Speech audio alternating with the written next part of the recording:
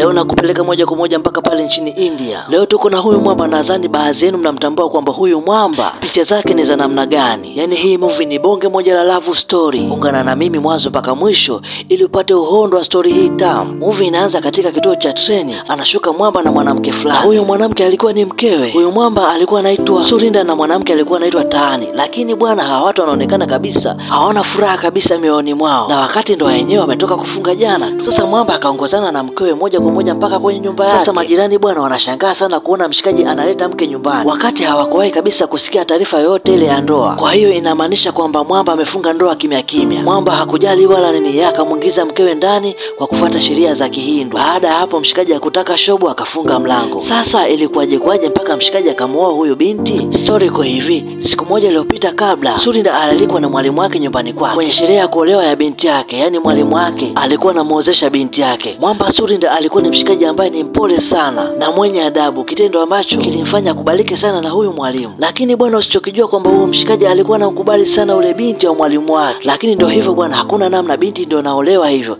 Sasa ghafla ikaja taarifa kwamba yule mwamba ambaye alikuwa anatakiwa kumwoa huyu binti amepata ajali wakati alipokuwa anakuja, na amefariki hapo hapo akiwa yeye pamoja na familia yake. Mzee baada ya kupata zile taarifa akapata mshtuko na kupelekwa hospitalini. Sasa mzee alipopata unafuu akamwita mshikaji na kumwambia, kwa sababu ni kijana aliyekuwa anampenda sana toka akiwa mdogo mpaka sasa alipofikia, na mpaka amefanikiwa kwa sababu ya tabia yake nzuri. Mzee akaongea, nampenda sana binti yangu na sijui mpaka sasa atakuwa anajisikiaje. Sasa naomba kijana wangu unisaidie jambo moja, kwa sababu najua hali yangu ilivyofikia kwa sasa, siwezi kupona. Ninaomba maisha ya binti yangu kwa sasa nikukabidhi wewe. Mzee alikuwa anamaanisha kwamba anahitaji mshikaji amuoe binti yake na amefanya hivi ili atambue kwamba hata akifa amemwacha binti yake katika mikono salama. Mzee anaongea huku machozi akimtoka bwana. Basi mwamba kwa heshima ya mzee ikabidi akubali bwana, akamuoa binti. Baada ya pale muda mfupi tu mzee akafariki duniani, yani kama vile alikuwa anawaaga. Siku ya kwanza akafanya mazishi ya mzee na siku ya pili akafunga ndoa.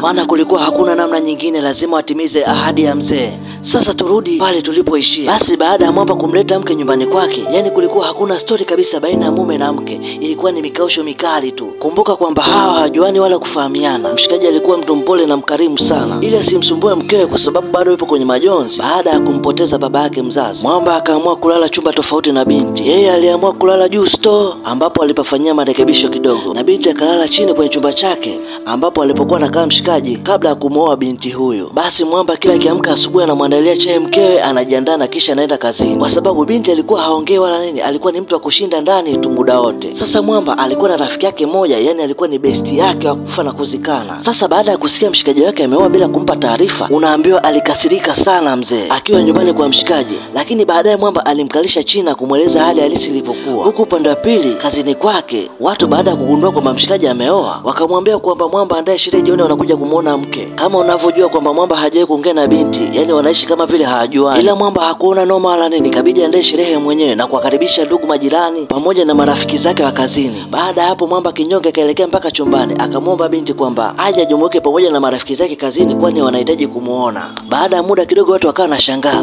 mbona mke mwenyewe tumuone yuko wapi? Samanini ndugu zangu, mke wangu anajisikia vibaya, kwa hiyo leo hawezi kutokea. Lakini mara ghafla muda ule ile mke akatokea ili kuondoa aibu ya mwamba na kushirika katika sherehe ile. Mwamba alishangaa sana, ikabidi azuge tu kimtindo. Baada hapo maisha aliendelea kusonga, wakaanza kuzoeana kidogo, lakini bado mambo alikuwa bado sio kivile, na waliishi kama marafiki, kwa sababu binti alimwambia kwamba hana hisia yoyote ya mapenzi kuhusu mwamba, ila atatimiza majukumu yote kama mwanamke anavyotakiwa kutimiza majukumu yake kwa mume. Mwamba akawa hana tabu, akakubali yote aliyokuwa anasema binti, lakini moyoni mwake najua kwamba alishaanza kumpenda sana huyu binti. Sasa binti hobi yake alikuwa anapenda sana kucheza. Siku moja barabarani alikutana na tangazo linalohusu darasa la kudansi, na pia mwisho wa mafunzo hayo kuna mashindano, hivyo alimwomba mumewe ruhusa ili aende kujiunga na darasa hilo. Jamaa hakupinga, akakubali, akampa na pesa za kwenda kulipia. Sasa upande wa pili mwamba akiwa na rafiki yake Bobby akawa anamuelezea kwamba anampenda sana mke wake, lakini mke wake yeye hampendi. Kwa hiyo inabidi atafute njia ya kutafuta upendo kwa mke wake, inabidi atafute furaha ya mke wake akiwa pamoja naye. Sasa mwamba akaja na wazo kwamba inabidi abadilishe muonekano wake,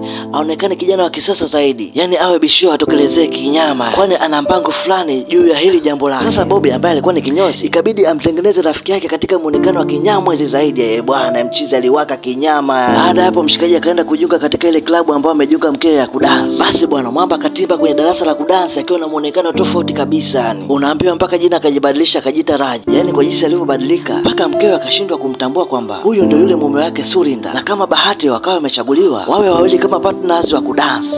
Noma sana mzee. Surinder katika uhusika wake wa Raji alikuwa ni mshikaji fulani ambaye ni mcheshi, vituko vingi, yani mshikaji ambaye ana mbanga za ajabu sana mpaka binti akawa anapenda. Darasa likisha, Mwamba anarudi kwa mshikaji wake, anabadilisha muonekano na kuwa Surinder ambaye ni kama boya fulani, kisha anarudi nyumbani. Surinder baada ya kurudi nyumbani akamwambia mkewe kwamba anaomba radhi kwa sababu majukumu ya kazi yameongezeka, kwa hiyo atakuwa anachelewa kidogo kuja nyumbani. Na hii ilikuwa ni triki kama ya kutafuta uhuru zaidi, binti akiwa anafanya mazoezi ya kudansi chini na Mwamba naye alikuwa juu kwa siri akifanya mazoezi. Unaambiwa Mwamba akiwa shuleni ni makuzi mengi, utani mwingi kwa binti, lakini akiwa nyumbani bwana ni boya fulani tu, ni kama fala. Sasa ilifikia kipindi binti alizoeana sana na Raji. Muda wa kurudi Mwamba anampa lift binti mpaka nyumbani, alafu yeye anazunguka upande wa pili anajibadilisha, kisha anarudi nyumbani.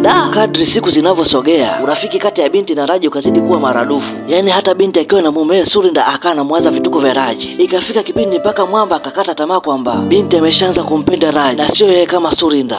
Hili jambo lilikuwa linamuumiza sana Mwamba. Mwamba akaona bora achane na huu mchezo. Tani kabidi amtafute Raji baada ya kumkosa kwa muda mazoezini. Mwamba baada ya kuona Tani anamtafuta sana, akaona isiwe kesi, bora arudi katika ule uhusika wa Raji ambao binti unampa furaha japo inamuumiza sana yeye moyoni, kwa sababu ameshagundua kwamba nini kinachokuja kutokea baadaye.